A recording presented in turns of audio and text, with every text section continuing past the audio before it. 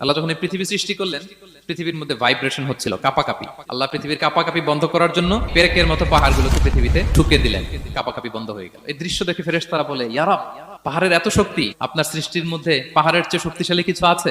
আল্লাহ বললেন আছে। সেটা কি? আল্লাহ বললেন সেটা লোহা, কারণ লোহা দিয়ে পাহাড় কাটা যায়, ঠিক কিনা? লোহার কথা শুনে ফেরেশতারা অবাক। ফেরেশতারা প্রশ্ন, তাহলে আপনার সৃষ্টির মধ্যে লোহার চেয়ে শক্তিশালী কিছু আছে? আল্লাহ বললেন আছে। কি সেটা? আন্নার, আগুন। কারণ আগুন লোহাকে কি করে? গলিয়ে ফেলে। ফেরেশতারা শুধু অবাকই হচ্ছে।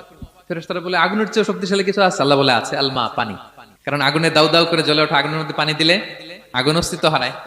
ফেরেশতারা শুধু অবাকই হচ্ছে। তারা বলে, তাহলে পানির চেয়ে শক্তিশালী কিছু আছে? আল্লাহ বলেন আছে, রিহ, বাতাস। কারণ বাতাস পানিকে একদিক থেকে আরেক দিকে নিয়ে যায়। জলের মধ্যে বায়ুর উচ্ছ্বাস লাগলে জলোচ্ছ্বাস তৈরি হয়, ঠিক কিনা? ফেরেশতারা আবার অবাক হয়ে বলে, তাহলে বাতাসের চেয়ে শক্তিশালী কিছু আছে? আল্লাহ বললেন আছে। সেটা কি? বলতেছে বনি আদম। ওই মানুষ শক্তিশালী যে গোপনে দান করে, এত গোপনে যে ডান হাত কি দান করলো, বা হাত সেটা টের পায় না। পড়েন সুবহানাল্লাহ।